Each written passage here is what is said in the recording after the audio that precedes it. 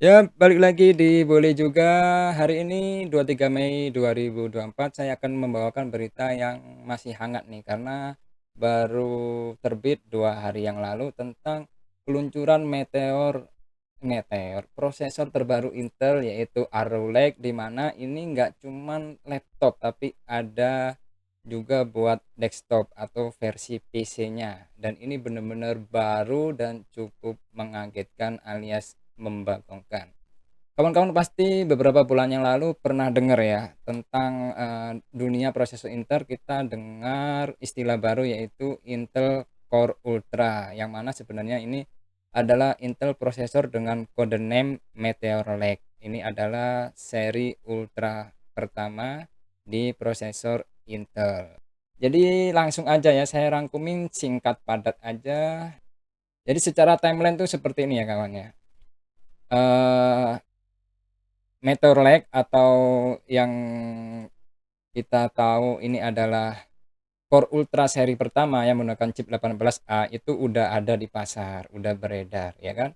Kemudian eh, on track ya di Q3 atau 2004 ini itu Lunar Lake. Ini lagi proses produksi.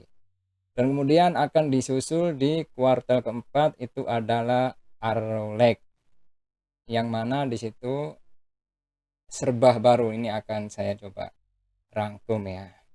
Jadi kalau Lunar Lake yang lagi diproduksi itu udah menjanjikan beragam peningkatan.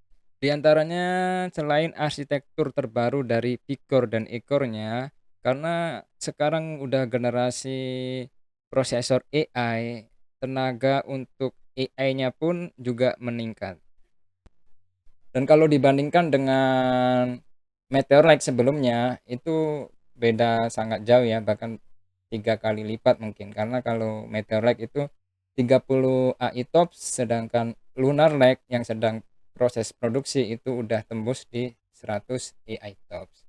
Yang bikin saya kaget adalah berita 2 hari yang lalu, yaitu akan hadir generasi terbarunya lagi di kuartal keempat, yaitu Intel Arrow Lake. Nah ini nih, ini cukup menarik ya kawannya. Belum ada detail lengkapnya tapi banyak bocoran-bocoran yang udah saya rangkum baik dari beberapa sumber sosial media atau berita-berita yang kredibel seperti WCC FTech diantaranya. Jadi Arrow Lake ini kawan diisukan atau direncanakan on track itu pada kuartal keempat. Kalau dihitung dari bulan sekarang, Mei, berarti kuartal keempat, kira-kira 4 bulan lagi kita akan melihat kepastiannya. Nah, ini kira-kira bocoran SKU yang akan dikeluarkan oleh Intel untuk generasi Arrow Lake. Jadi untuk spesifikasinya belum lengkap ya, tapi secara garis besar itu akan seperti ini. Ini nanti akan kita bahas lah di next newsnya kalau memang udah ada berita resminya. Nah, ini beberapa bocoran yang udah ada, yaitu menggunakan soket 1851 LGA yang akan direncanakan didukung sampai tahun 2026. Artinya kurang lebih 3 tahun ya. Kemudian support DDR5 only. Jadi nggak ada lagi DDR4 di generasi Arrow Lake. Kemudian yang selanjutnya motherboard menggunakan seri baru. Ini dia yang bikin pusing ya. Ternyata baru lagi, baru lagi. Jadi untuk kawan-kawan yang ingin update prosesor terbarunya, otomatis motherboardnya juga harus ganti. Nanti kita akan pantau lagi beritanya. Support up to DDR5 6400 memori, kemudian peningkatan PCIe Gen 5 LAN-nya. Kemudian sebagai prosesor yang mendukung versi desktop ya, prosesor pertama generasi Arrow yang mendukung versi desktop.